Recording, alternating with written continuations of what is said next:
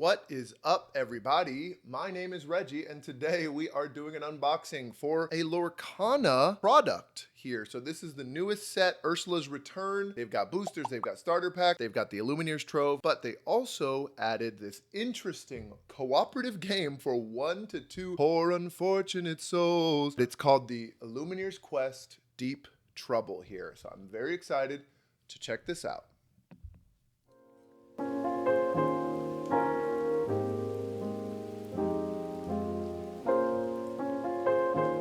So we're gonna start looking at the back here. There's a huge Ursula scenario deck.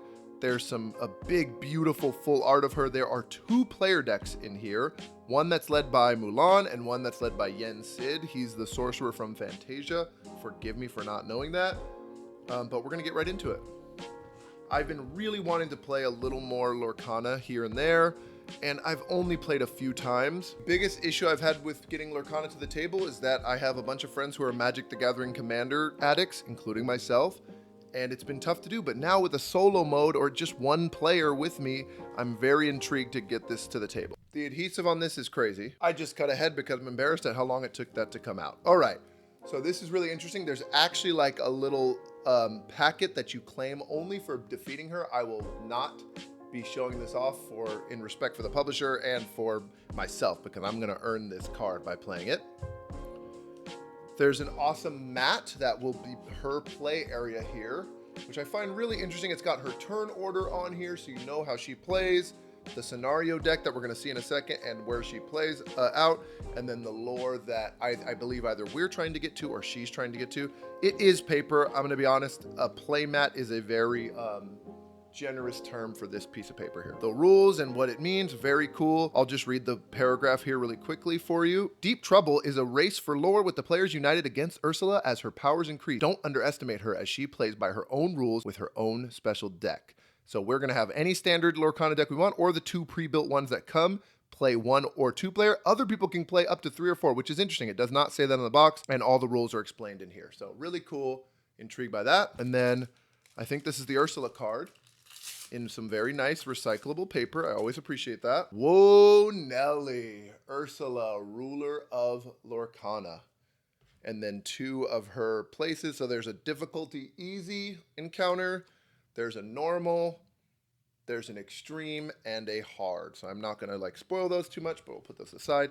Here's all those typical punch out cheap cardboard counters, but it will definitely do the job. I'll probably mostly be just using the one to track her lore, but I like to use D20s and all of that typically when I play. All right, so let's first look at her cards, which I think is really interesting.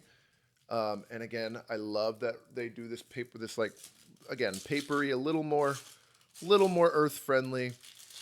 This is the scenario deck. So as far as I know, these are the only cards that you cannot play in normal Lorcana, and they have a gold back to indicate it. All these cards are normal Lorcana cards that you can play in competitive or at your local game store, which I find very, very helpful. So you'll see these things like, oh, some nice items, contract. Ooh, she's stolen the trident. Anna, this is what's really interesting. She has entangled people, and Bruno's like been entangled. So these are all these good characters, or maybe even Captain Hook's pretty easy. But all these like heroes are getting entangled by even Hercules, like being completely mind controlled by her like creepy tentacle stuff.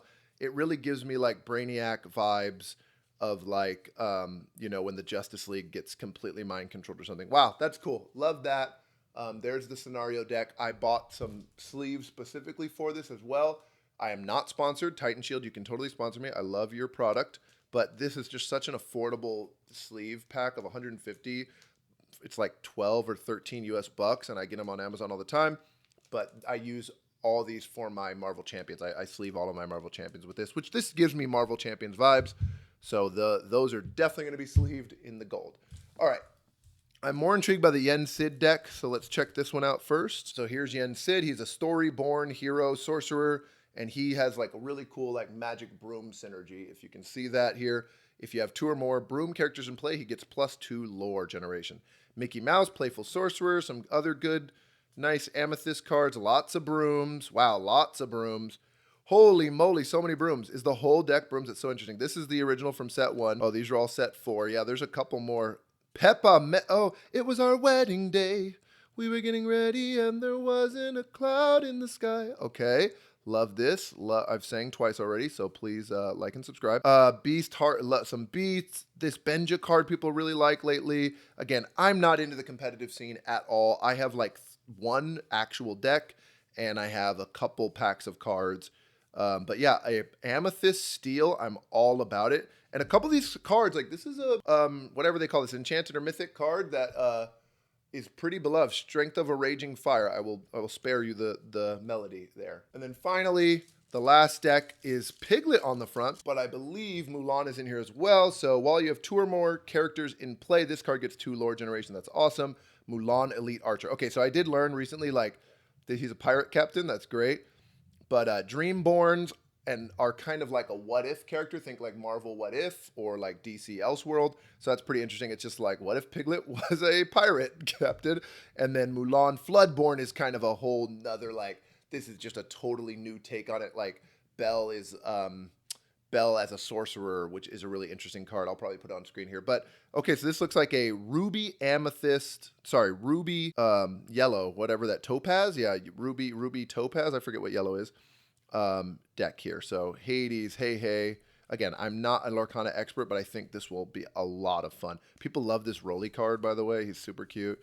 Wow, lots of yellow. I heard this Super Goof is a great card too. So there's some like good cards in here for from this new set that are actually good for this. Mulan is a great cheap drop, 1 cost. That can be shifted into the bigger ones. I think there's some good cards that you can actually use for competitive in here. So really exciting. And a lot of cards from the new set. Wow. Really, really cool. I'm excited to play these. I'm definitely going to play it with the decks that came with it first. And then I'll probably play, I have a Stitch deck. It's like Amber. Oh my gosh, Amber, not Topaz. Amber Steel deck with the Rockstar Stitch. So I'll probably play that against it. So yeah, that's Ursula's Return. I'm really excited about this. I've got some friends coming over. Allowing us to be able to play by ourselves in some manner is a really good idea. And also Ursula just seems like such an iconic villain. And having her like mind control some of the like other iconic characters is really, really smart. I'm very excited to play this. Keep an eye on the channel. I will give some first impressions soon. Thanks for watching. Final thoughts now on the Deep Trouble pack here. I got to play this solo once, and then my sister came over, never played Lorcana, but we're both kind of night owls, and we just stayed up and played against Ursula 3 times, once on easy and twice on normal, and had a blast. So I have some quick thoughts here. Number 1, Ursula is very easy to operate. This is a very straightforward AI.